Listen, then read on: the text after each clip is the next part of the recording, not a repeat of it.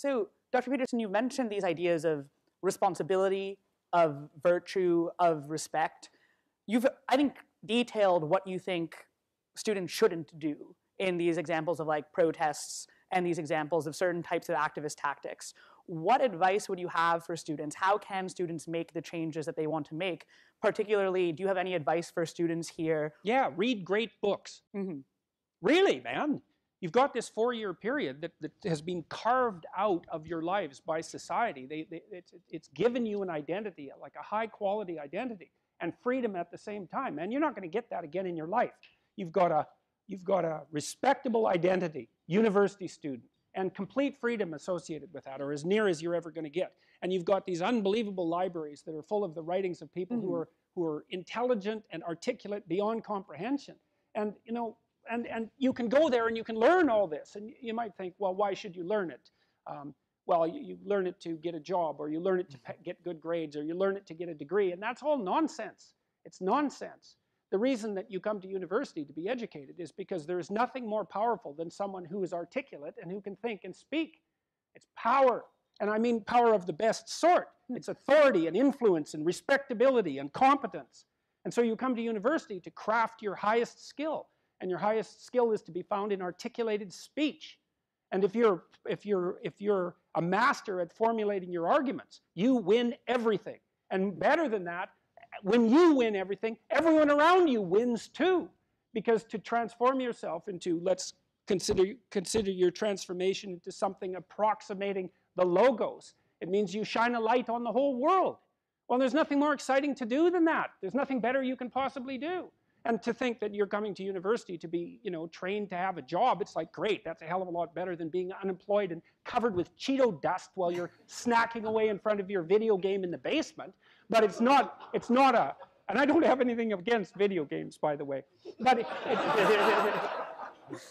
but it's hardly a triumphant call to being in the world, and that's what university should be calling forth. It's like, God, you people, you know, I know what Harvard students are like. I taught here for 5 years. You people are spectacular. You're spectacular.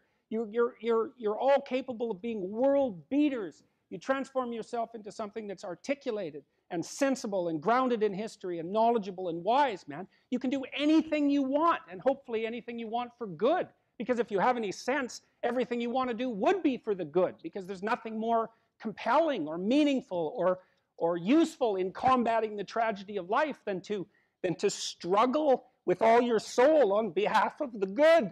And the universities have forgotten that. It's why everyone's bailing out of the humanities, and they should. The humanities are corrupt. And they're corrupt because they're not telling students this. It's so bloody obvious. It's like, learn to think, learn to speak, learn to read.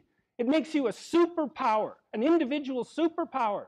You have and I don't understand why that isn't just told to students. It's not that hard to understand, and everyone wants to hear it. It's like, really, I could do that? I could do that? It's like, yeah, really, you could do that. And the whole society around you has labored for really thousands of years to provide every single one of you with this spectacular opportunity that you have while you're undergraduates and graduate students here, man. Everyone's just praying that you would come here and manifest everything that you could manifest. And that's what you should be doing, instead of waving placards and complaining about how you're oppressed, for God's sake. You see these Yale students complaining about their oppression. It just leaves me aghast. It's like, well, we're against the ruling class. It's like, no, you're baby ruling class members. You're young.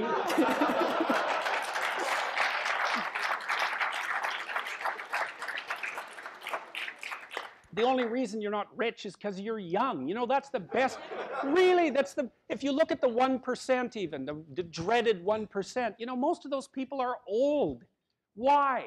Well, when you progress through life, if you're reasonably successful, you trade in your promising youth for your wealthy old age, but you're still bloody old. Would you trade it? Would you trade your youth for that?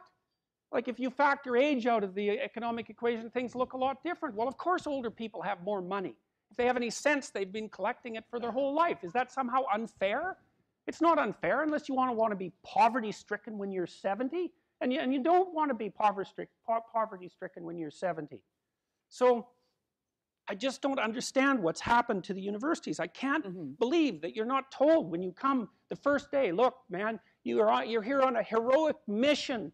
You're going to take your capacity to articulate yourself to levels that are undreamed of. You're going to come out of here unstoppable. You're going to be able to do anything you want.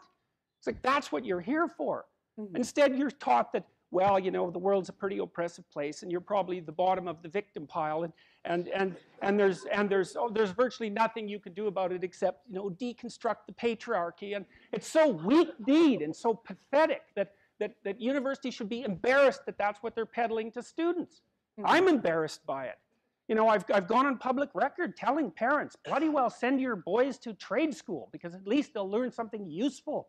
And that's a terrible thing for someone like me to say, because I do believe that that being articulated and educated in the highest possible manner there's nothing that's better for you and for society. And why have the universities forgotten this?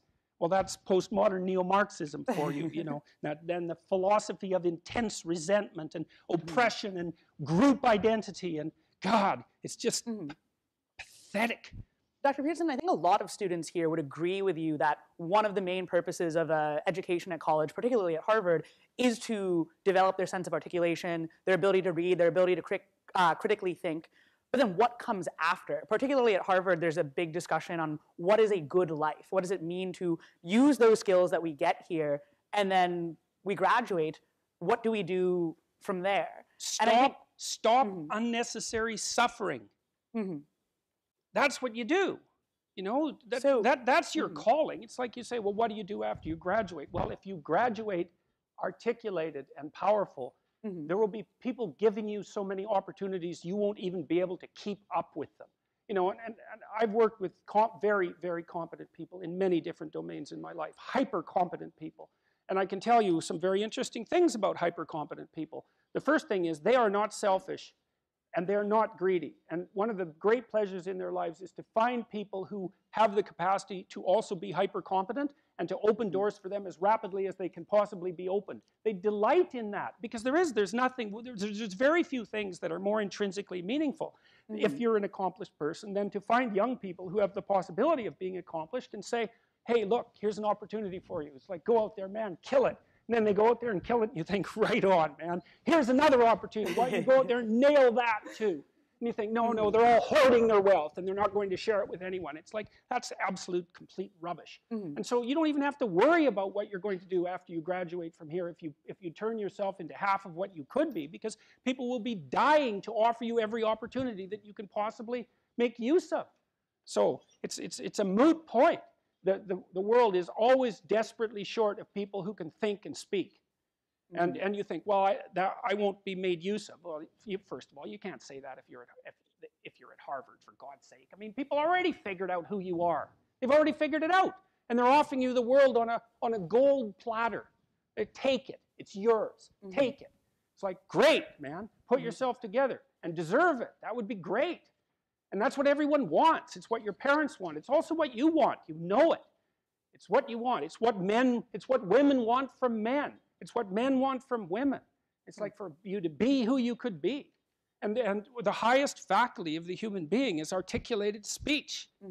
It's the divine faculty. And there is nothing more powerful than that. There's nothing that's even in the same league. And so if you don't have faith in that, then your priorities are misplaced. And I can't even understand why you wouldn't have faith in that being, say, Harvard students, because look where it's got you already. You know, you're already sitting on top of the world. So deserve it, make use of it, right? Go out there and fix things up. That's what you need to do. There's lots of things that need to be fixed up. And what you want to do is burden yourself with so much responsibility that you can barely stand. And then you'll get stronger trying to lift it up. And you won't be asking, what should I be doing with my life, or what's the meaning of life, or any of that. It'll be self-evident. It's self-evident. At minimum, you can say, there's more suffering in the world than there should be, and I could probably do something about that.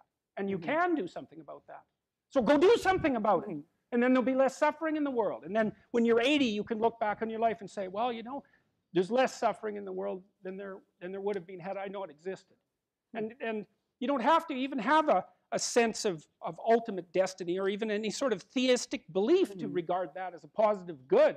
Like, I think it goes beyond the mere pragmatic utility of addressing the world's ills, because I think we do live in a world that has a transcendent reality as well as the reality that we can detect. But even independently of that, it doesn't matter. It's like, I mean, this is part of the reason I like people like Bill Gates is a great example, man. That guy he's after 5 major diseases at the same time, right? He's trying to wipe out polio. He's trying to wipe out malaria. Yeah, exactly. He's trying to wipe out malaria. It's like, well, what should you do with your life? Well, you know, take a look at Bill Gates and see if you could do something like that. That would be good. So, Dr. Peterson, you talk about this idea of ending unnecessary suffering and this idea of committing one's life to that. At a minimum. I mean, that's just an obvious thing that you could do.